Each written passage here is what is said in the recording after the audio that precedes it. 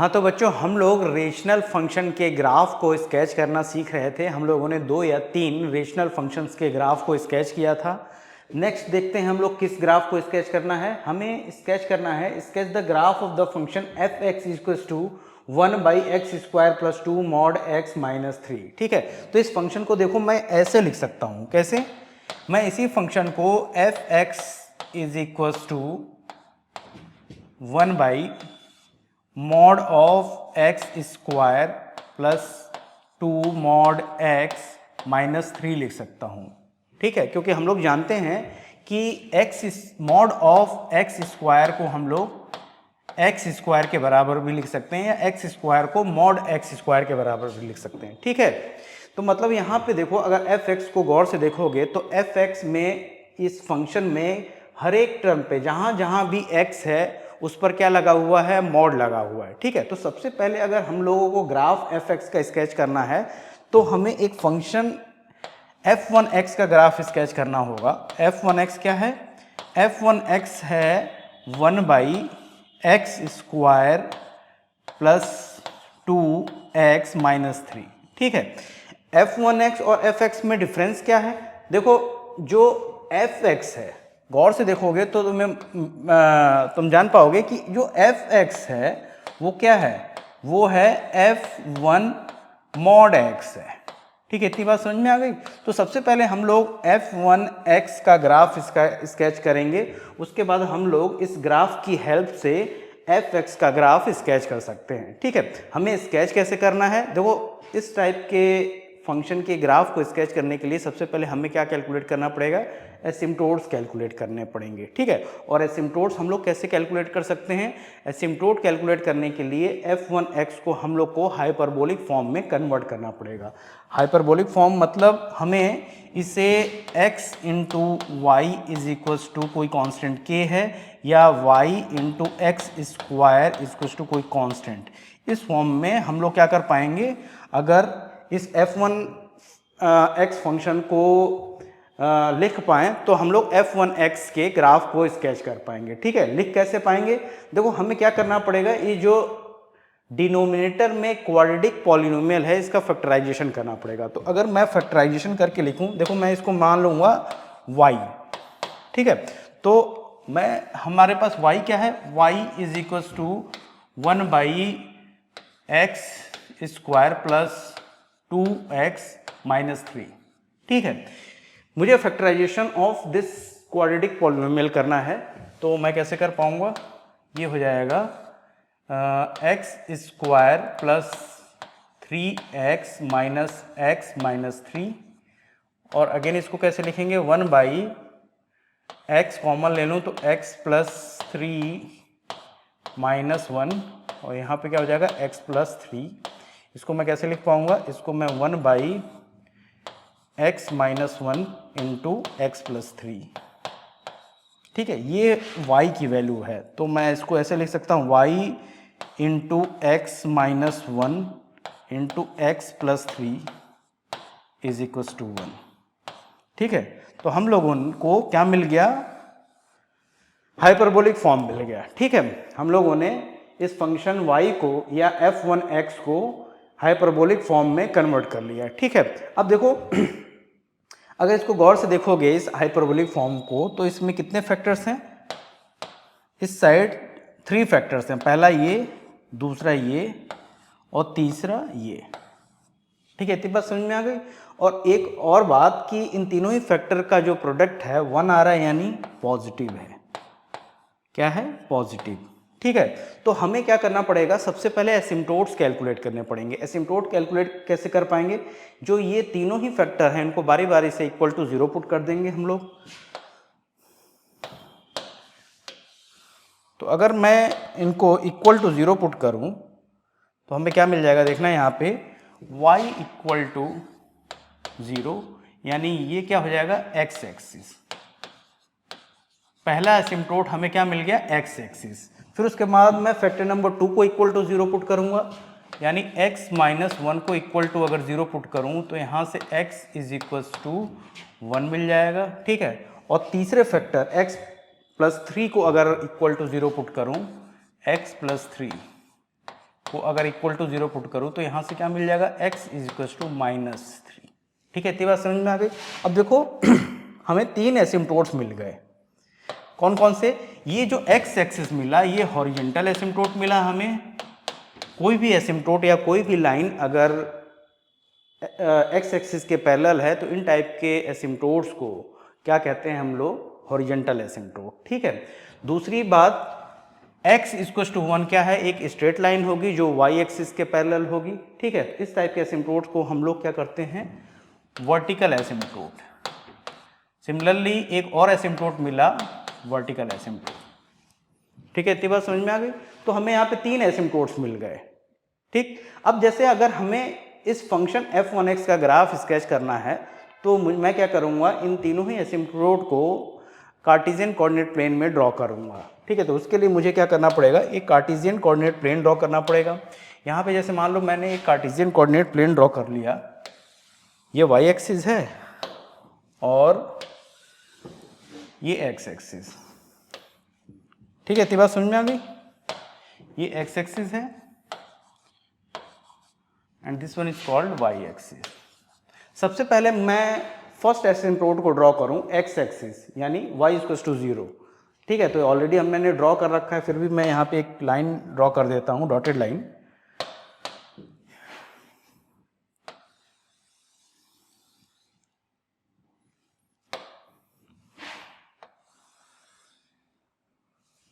उसके बाद मैं x इक्वल टू 1, ये जो x इक्वल टू 1 एसिम्प्टोट है, वर्टिकल एसिम्प्टोट है, उसे ड्रॉ करूंगा। ये मान लिया हम लोगों ने x equal to 1 vertical asymptote है, x इज इक्वल टू 1। ठीक है, ये एसिम्प्टोट x एक्सिस को जहाँ पर इंटरसेक्ट करेगा, इस पॉइंट के कोऑर्डिनेट्स क्या हो जाएंगे, 1,0। ठीक है, तीसरे एसिम्प्टोट को अगर हम लोग प्लॉट करें, यानी x इक्वल टू -3 को, तो कुछ इस तरीके से प्लॉट कर सकते हैं।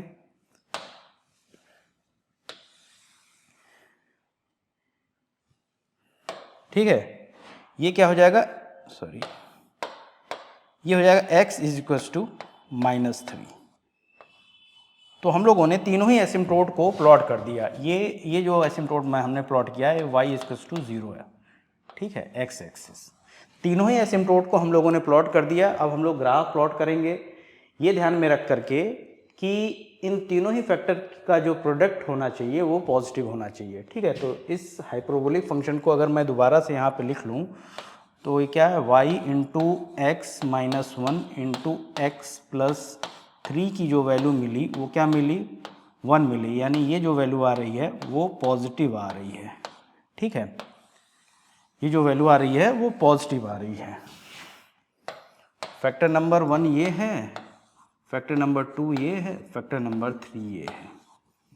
ठीक, और इस पॉइंट का कोऑर्डिनेट क्या हो जाएगा, इस पॉइंट का कोऑर्डिनेट हो जाएगा -3,0, जहाँ पे asymptote x equal to -3 x axis को इंटरसेक्ट करेगा, उस पॉइंट के कोऑर्डिनेट क्या हो जाएगा, -3,0। ठीक है, तो हम लोग ग्राफ स्केच कैसे करेंगे, हमें ग्राफ देखो स्केच करना होगा। सबसे पहले हम लोग एसिम्प्टोट y इक्वल टू 0 और x इक्वल टू 1 के बीच ग्राफ स्केच करेंगे। उसके बाद हम लोग x इक्वल टू 1 और x इक्वल टू -3 के बीच ग्राफ स्केच करेंगे। उसके बाद हम लोग asymptote y equal to 0 and asymptote x equal to -3 के बीच ग्राफ स्केच करेंगे, यानी ग्राफ के 3 पोर्शंस होंगे। ठीक है, किन्हीं 2 एसिम्प्टोट के बीच हमें ग्राफ स्केच करना है। ये ध्यान में रख करके कि इन तीनों ही फैक्टर का जो प्रोडक्ट होना चाहिए वो हमेशा क्या लेना चाहिए, हमें पॉजिटिव लेना चाहिए। ठीक है, तो मैं मान लेता हूं कि मुझे graph x is greater than 1 region के लिए प्लॉट करना है, स्केच करना है। x इज ग्रेटर देन 1 का मतलब मुझे ग्राफ इस रीजन में या इस रीजन में स्केच करना होगा। ठीक है, तो जब मैं x इज ग्रेटर देन 1 की बात करूं तो फैक्टर नंबर 2 और फैक्टर नंबर 3 दोनों ही क्या हो जाएंगे, पॉजिटिव हो जाएंगे। इन दोनों ही फैक्टर का जो प्रोडक्ट होगा वो क्या होना चाहिए, क्या हो जाएगा, वो पॉजिटिव हो जाएगा। ठीक है, इन तीनों ही फैक्टर का प्रोडक्ट हमें क्या लेना है, पॉजिटिव लेना है। तो y की जो वैल्यू होनी चाहिए, जो y की वैल्यू होनी चाहिए वो पॉजिटिव हमें लेनी पड़ेगी, यानी जो ग्राफ स्केच होगा वो इस रीजन में स्केच होगा, जो ग्राफ स्केच होगा वो y इक्वल टू 0 जो एसिम्प्टोट होगा यानी जो x एक्सिस है उसके ऊपर स्केच होगा, ठीक है।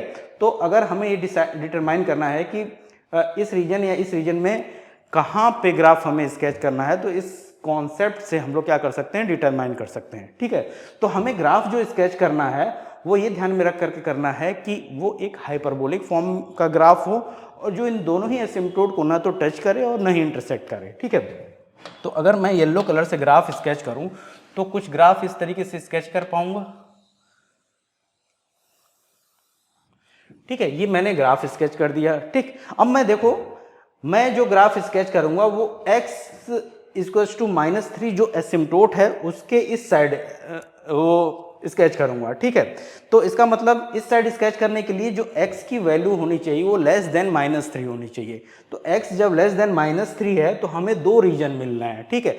ग्राफ या तो इस रीजन में स्केच किया जाएगा या इस रीजन में स्केच किया जाएगा, ठीक है।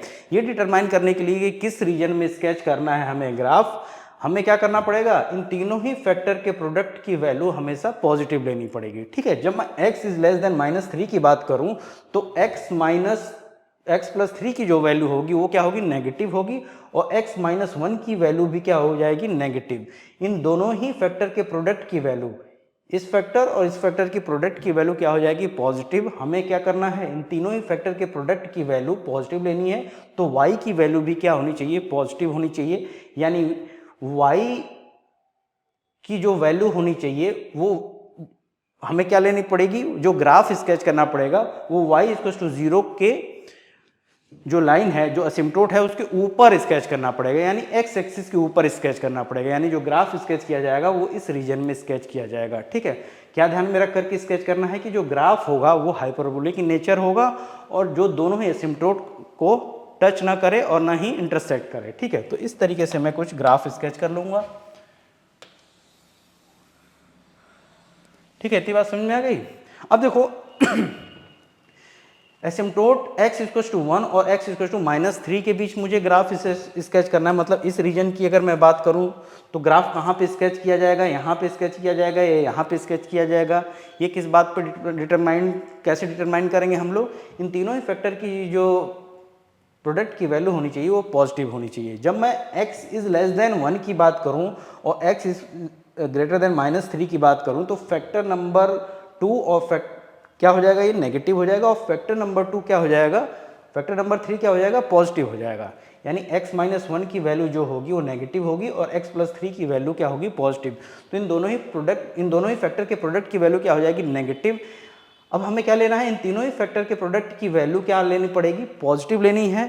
तो y की जो वैल्यू यहाँ पे होनी चाहिए नेगेटिव होनी चाहिए, यानी जो ग्राफ स्केच किया जाएगा वो y इक्वल टू 0 के डाउनवर्ड डायरेक्शन में नीचे स्केच किया जाएगा, यानी जो x एक्सिस एसिम्प्टोट है उसके नीचे स्केच किया जाएगा। पहली बात ये, मतलब ग्राफ जो होगा वो इस रीजन में स्केच होगा।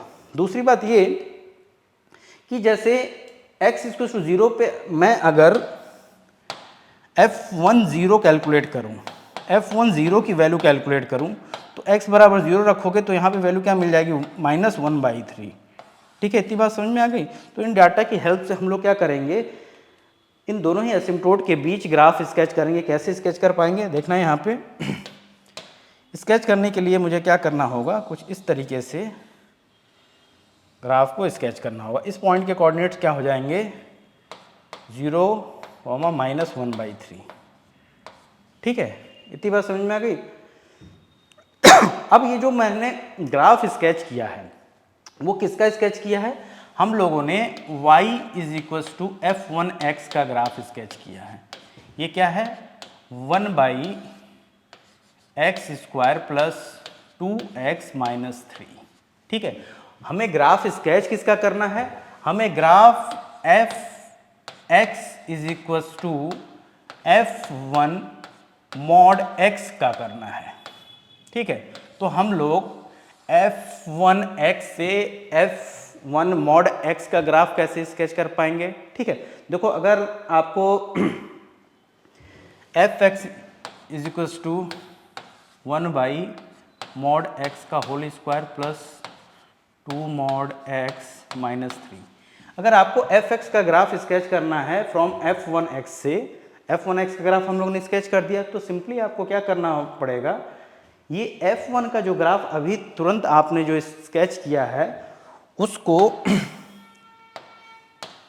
x लेस देन 0 के लिए, x लेस देन 0 के लिए जो x लेस देन 0 के लिए जो ग्राफ मिला है उसको क्या करना पड़ेगा, आपको इरेज करना पड़ेगा, रिमूव करना पड़ेगा। ठीक है, रिमूव करने के बाद हमें क्या करना पड़ेगा, हमें सिंपली y एक्सिस के अबाउट मिरर इमेज लेना पड़ेगा जो ग्राफ आपने x ग्रेटर देन 0 के लिए स्केच किया है। ठीक है, तो हमें किसका ग्राफ मिल जाएगा, fx का ग्राफ मिल जाएगा।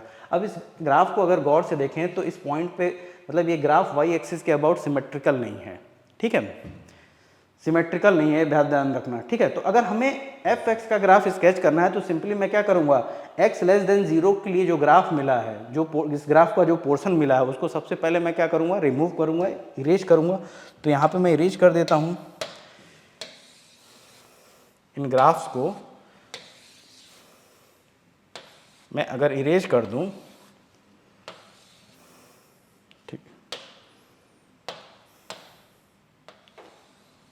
तो बचा क्या रह जाएगा, बचा रह जाएगा ग्राफ का वही पोर्शन जो x ग्रेटर देन 0 के लिए है। ठीक है, अब मैं क्या करूंगा, इस जो पोर्शन ग्राफ का बचा है इसका मिरर इमेज ले लूंगा y एक्सिस के अबाउट। ठीक है, तो y एक्सिस के अबाउट अगर इस एसिम्प्टोट x इक्वल्स टू 1 का मिरर इमेज ले लूं तो हमें क्या मिल जाएगा, एक स्ट्रेट लाइन मिल जाएगी x इक्वल्स टू -1, ये एक एसिम्प्टोट मिलेगा हमें।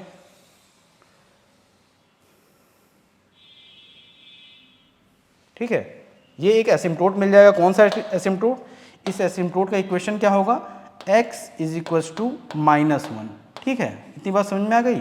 हमने जस्ट इस एसिम्प्टोट का मिरर इमेज y एक्सिस के अबाउट ले लिया। ठीक है, अब हम लोग ग्राफ का मिरर इमेज ले लेंगे। ग्राफ के इस पोर्शन का अगर मैं मिरर इमेज ले लूँ तो ग्राफ के इस पोर्शन का मिरर इमेज क्या मिल जाएगा, कुछ इस तरीके से आ जाएगा। ठीक है, ग्राफ के इस पोर्शन का अगर मैं मिरर इमेज ले लूँ तो कुछ इस तरीके से आ जाएगा। ठीक है, और ये जो ग्राफ मिलेगा हमें वो fx का ग्राफ मिल जाएगा। ठीक है, ये जो ग्राफ किसका मिल गया, ये ग्राफ हमें fx का मिल जाएगा। इस पॉइंट के कोऑर्डिनेट क्या हो जाएंगे, -1, 0। ठीक है, तो इस तरीके से हम लोग fx के ग्राफ को स्केच कर सकते हैं। अब ध्यान देने वाली बात है कि ये हमेशा ध्यान देना कि इस पॉइंट पे कभी भी फंक्शन डिफरेंशिएबल नहीं होगा। डिफरेंशिएबल नहीं होगा का मतलब कि यहाँ पे आपको स्मूथ कर्विंग नहीं मिलेगी, स्मूथ कर्व नहीं मिलेगा, यानी left hand slope right hand slope के बराबर नहीं होगा। ठीक है, इतनी बात समझ में आ गई। क्यों नहीं होगा, क्योंकि जो f1x का ग्राफ था, अभी जस्ट इस ग्राफ को स्केच करने से पहले हम लोगों ने जो ग्राफ स्केच किया था वो सिमेट्रिकल अबाउट y एक्सिस नहीं था। इस चीज़ को और डिटेल में हम लोग पढ़ेंगे जब हम लोग डिफरेंशिएबिलिटी पढ़ेंगे। ठीक है, कंटिन्यूस तो होगा लेकिन इस पॉइंट पे डिफरेंशिएबल नहीं होगा। तो इस तरीके से हम लोग ये जो हमें मिला वो किस फंक्शन का ग्राफ मिला, ये जो ग्राफ हमें मिला वो fx का ग्राफ मिला जिसका हमें स्केच करना था, is equals to 1/mod x² plus 2mod x -3। ठीक है, इतनी बात समझ में आ गई। अब जैसे मान लो डोमेन की बात करें, हम लोग इस फंक्शन के डोमेन की बात करें तो डोमेन हम लोग लिख सकते हैं। डोमेन क्या हो जाएगा, डोमेन क्या होता है, x की वो सभी वैल्यूज जिसके लिए fx डिफाइंड हो या fx की वैल्यू हम लोग कैलकुलेट कर सकें। ठीक है, तो किन वैल्यूज पे, x की किन वैल्यूज पे हम लोग fx की वैल्यू कैलकुलेट नहीं कर पा रहे हैं या इन्फिनिटी मिल रही है, x इक्वल्स टू 1 और -1 पे हम लोग कैलकुलेट नहीं कर पा रहे हैं, यानी x इक्वल्स टू 1 और -1 पे फंक्शन डिफाइंड नहीं होगा। तो अगर मैं डोमेन की बात करूँ तो मैं लिख लूँगा ग्राफ को देख करके x belongs to real number -1 और -1। ठीक है, रियल नंबर में से इन दोनों ही पॉइंट को अगर एक्सक्लूड कर दूँ तो हमें डोमेन लिख सकते हैं। रेंज की बात करूं तो रेंज क्या होता है, ठीक है, y की वो सभी वैल्यूज़ डिफाइंड वैल्यूज़ क्या कहलाती हैं, जो y की वैल्यू मिलेंगी वो रेंज कहलाती हैं। तो रेंज को लिखना हो तो मैं fx बिलोंग्स टू लिखूंगा, ये कहाँ क्या लिख पाऊंगा मैं, माइनस, देखो -∞ टू -1/3, -∞ टू -1/3। ठीक है, यहाँ पे क्लोज इंटरवल यूनियन, फिर देखो जीरो नहीं है इस फंक्शन की, जीरो नहीं मिल रही है वैल्यू, तो जीरो पे मैं ओपन इंटरवल लगाऊँ 0 to ∞। ठीक है, ये रेंज हो जाएगा। तो इस तरीके से हम लोग बहुत सारे डाटास कैलकुलेट कर सकते हैं बाय ऑब्जर्विंग द ग्राफ। ठीक है, तो इस तरीके से हम लोगों ने इस गिवन फंक्शन के ग्राफ को स्केच कर लिया। ठीक, इतनी बात समझ में आ गई। नेक्स्ट देखते हैं, नेक्स्ट किस फंक्शन